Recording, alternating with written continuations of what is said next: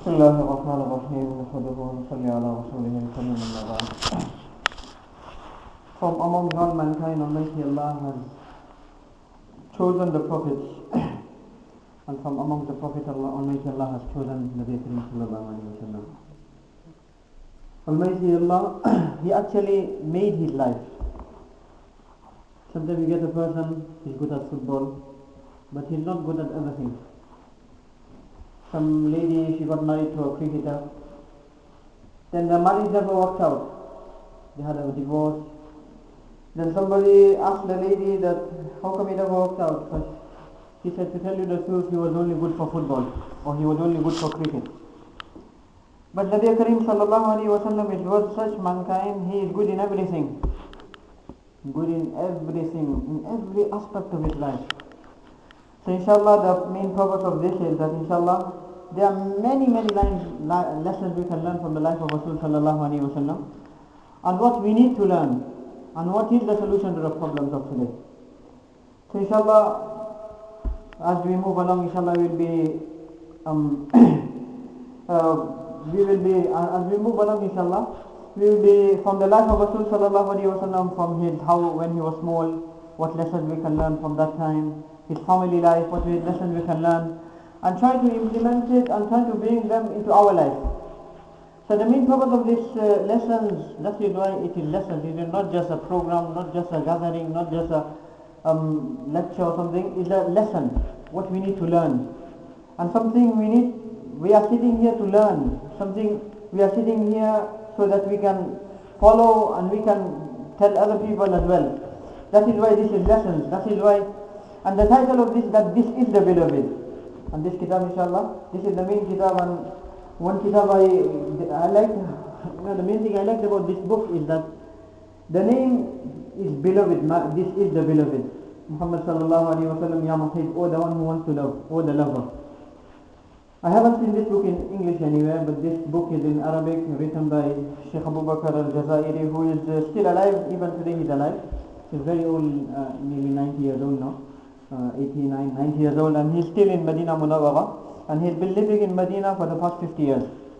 And while sitting in Masjid al-Nabawi and while sitting in the Masjid of Nabi Kareem sallallahu alaihi wasallam, very closeness with the Prophet himself, very closeness with the grave of the Prophet, while sitting, he wrote this book. And it really is, something we can learn, who is the beloved. Wherever he has mentioned the name Muhammad sallallahu alaihi wasallam, along with it, he never just mentioned Muhammad sallallahu alaihi wasallam. With it, he may actually mention Habib Muhammad sallallahu alaihi wasallam. Everywhere. I haven't seen anywhere in this book where he hasn't actually mentioned the word Habib. So inshallah, we will be learning this from this book. I won't be reading anything. I will be just, because this book is so much, you can just see how big it is. But I will be just, I will study it myself and in my own time, and I will give you the conclusion of it. I will read some amount of it, but this will be not the only book. I've got other books as well, and there are so many other books in the life of Rasul sallallahu alaihi wasallam. You get,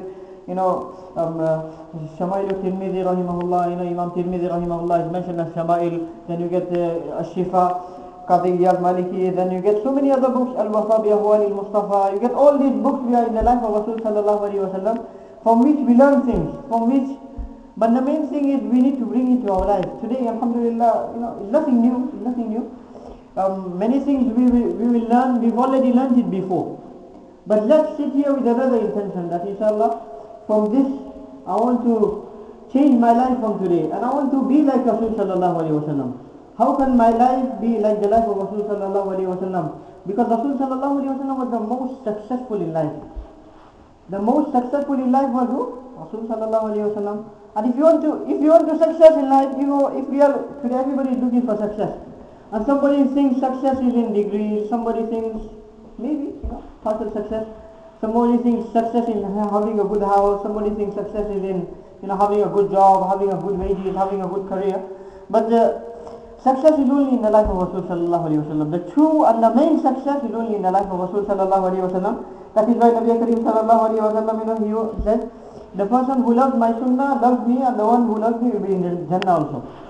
So may Allah give all of us topic. So inshallah, we will be trying to learn the life of Rasul sallallahu alaihi wasallam. how he was born, the life before he was born as well, what happened before he was born, and inshallah how he grew up, and from this what we can learn, inshallah from then on we will move along. So Rasul sallallahu alaihi wasallam was born in Mecca, and he was born on the 12th of Rabiul Awwal, and he was born on the 22nd of April. He was born on the 22nd of April 571 AH. And what time was he born? He was born around 4:20 a.m. in the morning. It was a Monday, and he born all around 4:20 a.m. in the morning. How do we find this out? That he was born 4:20 in the morning. Because when we look at the life of Rasul sallallahu alaihi wasallam, then we learn that he was born when the dawn was taking place. Subh Sadiq was taking place. This is what we learn. And around, in April in Mecca, around that time in Rabiul Awwal, dawn is around at 4:20. It's around 4:20, 4:21, 4:19, around that time. So he was born around that time. So on one side, the night is all dark. It's all dark. Sometimes it's really dark. And when when the sun is about to come out, then before Almighty Allah sends the light, Subh Kazib, then you get a Subh Kazib. The people think this is the sun now, so no, then he goes away. Then it starts getting a bit dark again. And then Almighty Allah sends Subh Sadiq. That's when everybody wakes up and performs Fajr. And then Almighty Allah sends the sun into the world, which brightens the whole world. So the whole world was going into the darkness. It went into the darkness. Then Isa alayhi salam came, so a little light came. And then Isa alayhi salam said, the Nabi will be coming after me. I am not the final messenger. I am, the main messenger, and the one that is beloved to Almighty Allah, and the final messenger will be Muhammad sallallahu alaihi wasallam. So he went away. Then the world went into complete darkness again. And then Almighty Allah sent. So on one side the dawn of the world was taking place. On the other side the dawn of spiritual world was also taking place. So both, the day was coming out of the world, and the Nabi was coming into this world as well. Something, ajib. And then Nabi Karim sallallahu alaihi wasallam, when he was brought into this world, today, our children, they come into this world, then they are all dirty. They have to have a bath straight away. But Nabi Karim sallallahu alaihi wasallam, came into this world very pure. No speck of dirt on his body. Nabi Karim sallallahu alaihi wasallam was completely pure, complete, clean. Nabi Karim sallallahu alaihi wasallam, then I'm trying to be very brief because I don't know what to say, what to leave out, because the more we study the life of Rasul sallallahu alaihi wasallam, the more we open up that how fast, just the way he was born, how he was born, all that he opens up, and actually a whole book is written as well. Just the names of Rasul sallallahu alaihi wasallam, a whole books are written. So just on each aspect of life, books have been written. Now we can't study all this. I'm just trying to give you a little touch of it. So inshallah, so the zeal comes into you that I need to study this, and then one time inshallah you can study more as well. But the main thing is to bring into our life. That's the main thing. So that's the main thing we have to bring into our life. So Nabi Karim sallallahu alaihi wasallam, he came into this world. It was the month of April, 420 a.m. And before he came into this world, his father had passed away. Even before he came into this world, Almighty Allah took his father away, Hazrat Abdullah. And then when he came into this world, only his mother was there. And then when the age of 6, even his mother passed away as well. And then his grandfather looked after him, and by the age of 8, his grandfather also passed away. So Nabi Karim sallallahu alaihi wasallam, it was the habit of the Arabs that whenever they used to have a child, then they used to send them in the desert. They used to send them away, so that they go inside the desert, they look at the original life, because the city life is very busy life, is very occupied life, but the life in the desert is the original life. They wake up at dawn, no matter what time dawn is. How you go to in the villages, then whenever the sun comes out, that's when they wake up, they start working. When it starts getting dark, then so it's original pure lifestyle. So Nabi Karim sallallahu alaihi wasallam, he was sent to the villages, and so all the ladies who used to breastfeed their children, they came to Makkah in order to get the children, who we can breastfeed. So everybody they came, there were many ladies that came, because that was the job they used to do, they used to get paid for it. So everybody came, but when they saw Rasul sallallahu alaihi wasallam, they thought, this person, his father passed away, so who's going to give money to us? We're only going to take this person, we're not going to get anything out of it. Yeah? So nobody took him. And then Hazrat Halima Sa'diya radiallahu anha, she never found anybody else. She never found anybody else. So then she said, going back empty-handed, why not take this one? So in order to show this disgrace that something better than nothing, she just took him. It was indeed, ulama have written that it wasn't the lady that was willing, it was Almighty Allah that was willing. It wasn't the lady that was choosing that this is the son I'm going to take. It was Almighty Allah that was choosing that this is the one that is best for my Nabi. This is the one that is the best for my Nabi.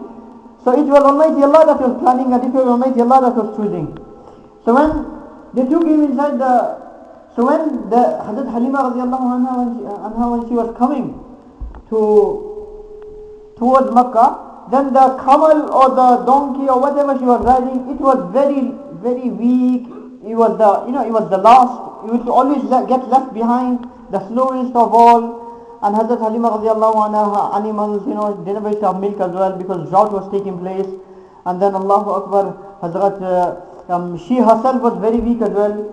And many people told her, you should stop this breastfeeding because you're very weak. And if you continue to breastfeed, then you're going to breastfeed the children, and then you're going to get even more weak, and you're going to get ill, and then you're going to, danger for your life.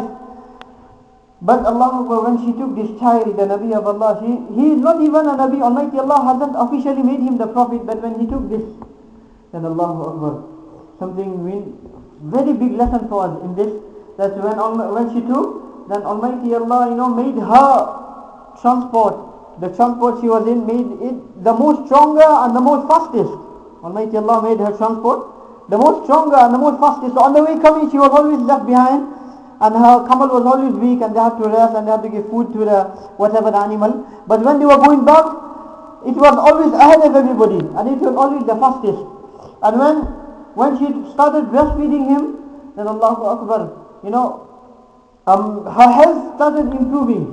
And even the animals, when they used to take the milk out, then even the animals, Almighty Allah, filled it up and made them healthy, and they started giving more milk.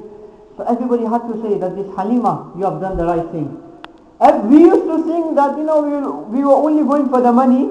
You went for the child, something better than nothing. Almighty Allah gave you everything. Almighty Allah gave you everything. So the first lesson, what do we learn?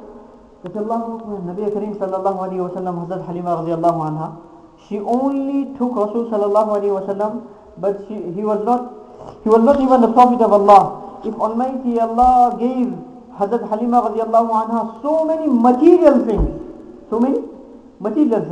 the camel being stronger, material thing, she's going to get the reward anyway. The reward for breastfeeding the Nabi of Allah, that reward is there anyway.